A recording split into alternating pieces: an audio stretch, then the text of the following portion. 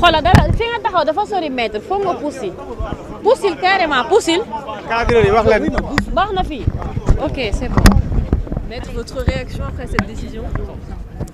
Bon, ma réaction, elle doit être compréhensible. Bon, je suis très déçu.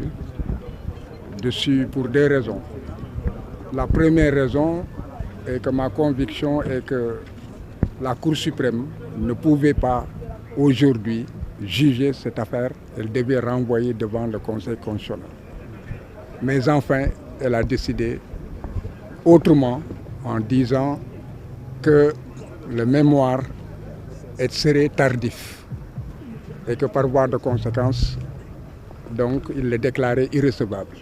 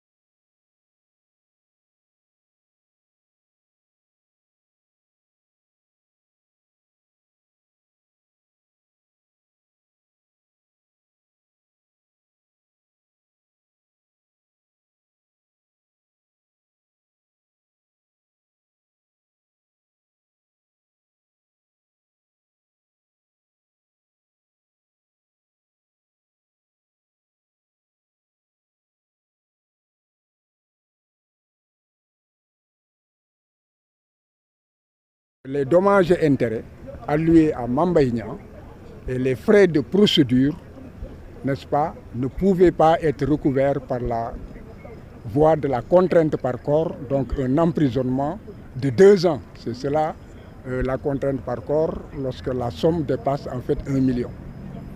Donc c'est cela la décision qui est surprenante.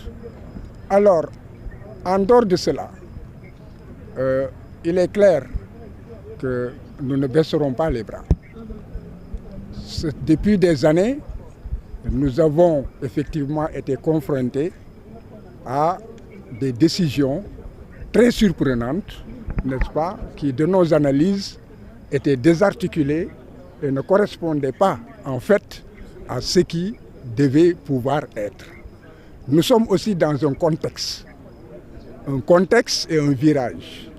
Parce que si la décision n'était pas rendue aujourd'hui, rien ne pouvait empêcher Ousmane Sonko d'être candidat à l'élection présidentielle. Nous sommes aujourd'hui le 5. Dans les calculs, il restait en réalité seulement 15 jours. Or, le Conseil constitutionnel saisi aurait rendu sa décision dans 1 mois. Donc vous comprenez l'enjeu. Et là, chacun en tirera les conséquences. Et je pense que tout cela, l'État qui en fait est la cheville ouvrière de tout cela, qui en fait a violé toutes les lois, a violé tous les engagements internationaux, a renié l'état de droit et la démocratie, a changé les valeurs même culturelles dans ce pays. C'est un État qui est prêt à tout. Maintenant, se battre contre un État qui a tous les moyens financiers, politiques, policiers, etc., ce n'est pas facile. Mais ce qui est important, c'est que Ousmane Sonko a gagné devant l'opinion publique nationale, a gagné devant l'opinion publique internationale, et l'histoire retiendra qu'il y a un complot d'État qui a réussi à l'affaiblir. Mais il ne tombera pas. Qu'est-ce qui reste à faire? Ce qui reste à faire, c'est que nous continuerons le combat. Est-ce qu'il est inéligible aujourd'hui? Aujourd'hui, on peut en fait aller en besogne et dire que compte tenu du fait que la loi électorale dit que toute personne condamnée pour un délit de 3 mois avec sursis à 6 mois avec sursis, n'est-ce pas, entre dans un cas d'inéligibilité. Alors là, on tire une conclusion active.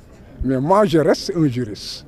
Si en fait la loi électorale le dit, ce n'est pas automatique. Parce qu'il y a l'article 34 du Code pénal qui dit que les cas d'incapacité, en cas de délit, la juridiction, c'est la juridiction de jugement qui en fait la prononce ou bien l'en dispense. Et je convoque l'histoire. Dans l'affaire Karim Meïssa Wade, le procureur général, le procureur de la CREI avait requis qu'il soit condamné à une peine d'incapacité civique. Et dans la décision, si vous la prenez, vous verrez que la CREI a rejeté cette demande en disant que non, nous refusons de retirer en fait les droits civiques à Karim Meïssa Wade. Cela veut dire que c'est un débat encore qui reste d'actualité.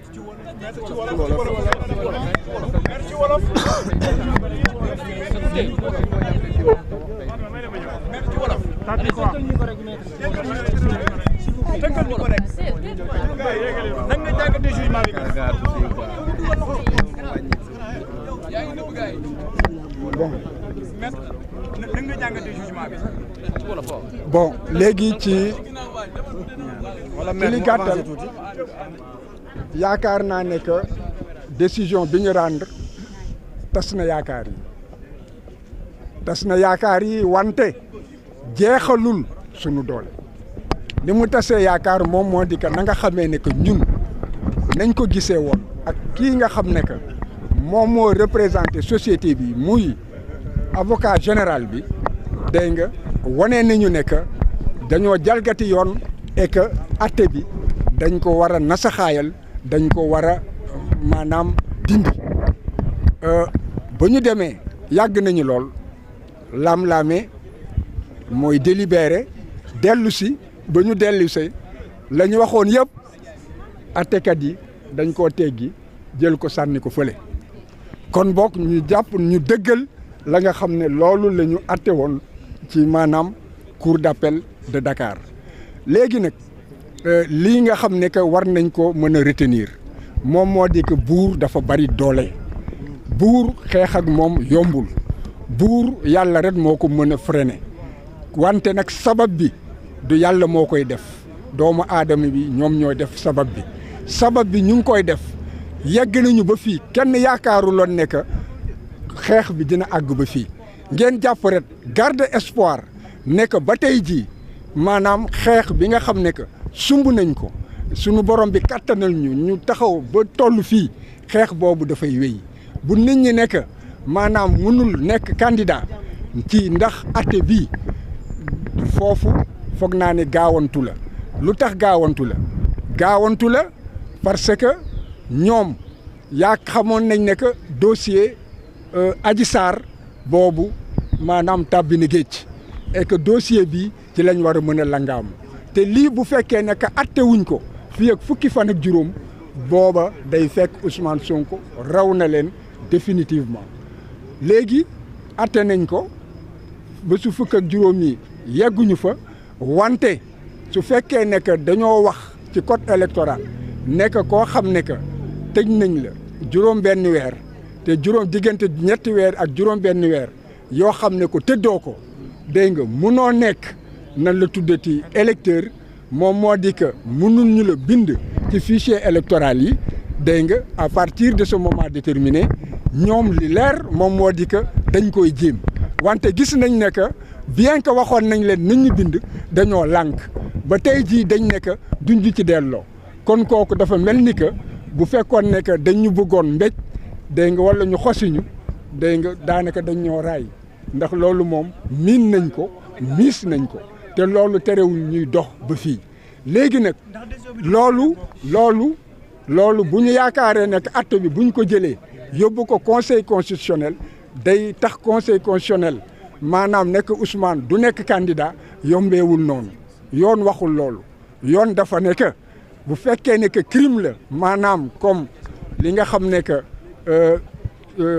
ñi kuréel bi atte Adji Sarr moom moo ko atte ñooñu buñ la daanee ak daan boo xam ne que daan nañ la mënatoo nan la tuddati nekk bokk ci élection wante bu fekkee nag maanaam daan yii comme daan yi nga xam ne moom la ñu daan Ousmane Sonko foofa yoon dafa nekk ka nga xam ne mooy atte moom mooy dogal ne que kii dootul mënati maanaam nekk candidat ci élection te loolu it mënul weesu nan la tuddati juróomi at yoon dafa tënk sax foofu juge bi waru koo mën a weesu dégg nga alors que bële ba ci fukki at mun na fa dem kon ñu jàpp ne que bu fekkee ne que dañu bëgg a langaamu ci loolu ba tey ji bu ñu yaakaaree ne que dañoo jàpp nañu xam ne que musóor bu ñu jàpp la musóor bi des seen loxo wante terewul borom musóor baa ngi dox soxlaam kon boog jàpp leen ne que wax ji jeexagul